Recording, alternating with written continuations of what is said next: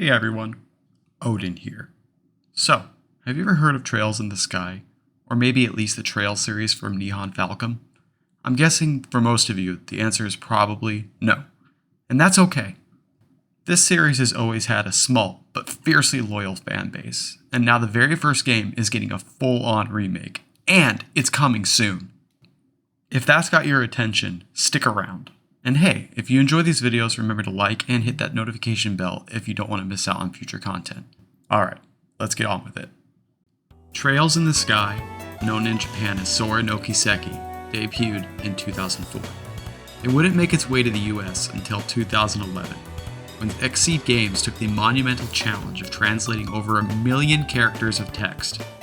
To put that in perspective, that's several full novels worth of dialogue, lore, and in-game text. They didn't just translate it, they preserved its personality, humor, and emotional beats, which was key to the game's success outside Japan. That dedication helped kickstart the series' cult following in the West. Trails in the Sky marked the beginning of a multi-part saga set in the fictional continent of Zemuria, a living, breathing world that would become the foundation for over a dozen interconnected games, which continue to go to this very day. The story was divided into 3 titles. First chapter, FC, second chapter, SC, and the third. Together, they make up the Liberl arc, named after the small but politically important kingdom of Liberl, a monarchy nestled in the southwest of Zemuria. Another key strength of the series is its politics and plotlines. This isn't just some kingdom in peril stuff. It's layered, believable, and immersive. Zemuria might be one of the most meticulously crafted settings in any RPG, period. Each nation has its own culture and political alliances, and the writers actually keep it all consistent across games. Liberl, for example, is a technologically advanced yet peaceful kingdom, known for its airships and pioneering orbital technology. Contrast that with Erebonia, a militaristic empire brimming with political tension, or Crossbell, a small city-state constantly caught in the power struggle between larger nations. Even if these places aren't front and center in Trails in the Sky, the game drops hints about them, building intrigue for future arcs. But here's where Trails really stands apart. The NPCs. In most RPGs, NPCs exist to spit out one line of dialogue and fade into the background. In Trails, they are living participants in the world. Talk to someone in Chapter 1, and they might mention their kid's first day at school. By Chapter 4, that kid could be in trouble. Or maybe just bragging about their grades. These micro-stories make the world feel alive in ways that few games attempt, let alone pull off. It rewards curiosity, and it makes every town worth exploring not just once, but repeatedly. At the heart of Trails in the Sky are Estelle and Joshua Bright. Their story starts quietly. Then, one sunny afternoon, Estelle's father, Cassius Bright, brings home a young boy named Joshua, an orphan he found during one of his travels. Joshua becomes part of the family, growing up alongside Estelle.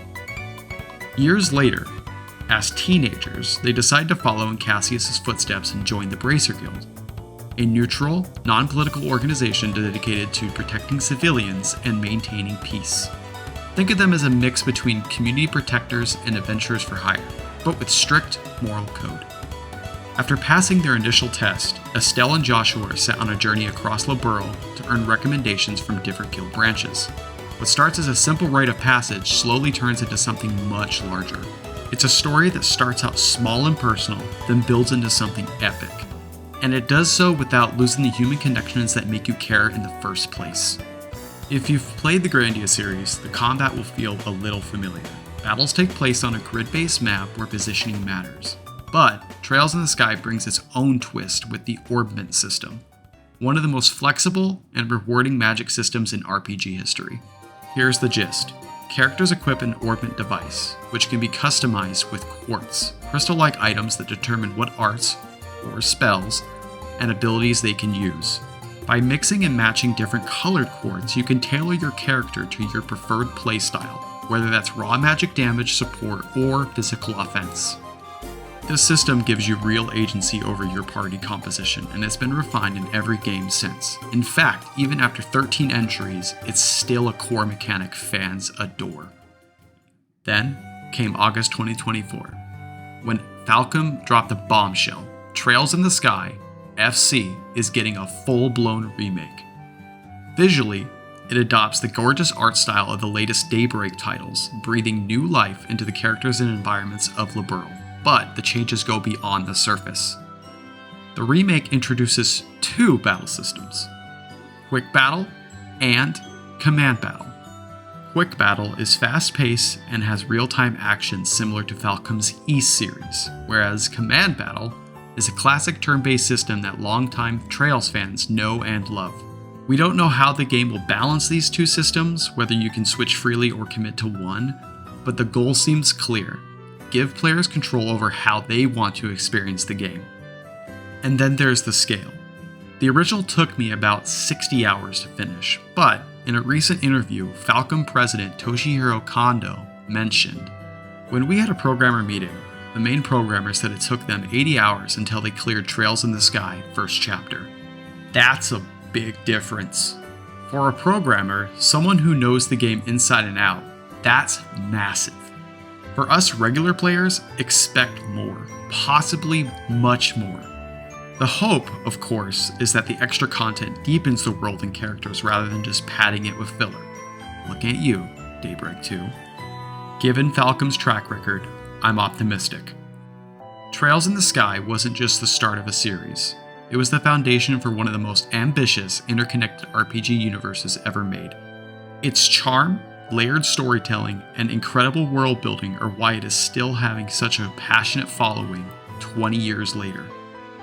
With the remake launching soon, there's never been a better time to see why fans have stuck around for so long. Whether you're a returning veteran or a newcomer stepping into Zemuria for the first time, Trails in the Sky FC Remake looks like it's going to be something special. It releases September 19th, 2025 on PlayStation 4 and 5, Steam, and Nintendo Switch. Thanks for watching. Odin here. Have a Zantetssuken day. Peace out.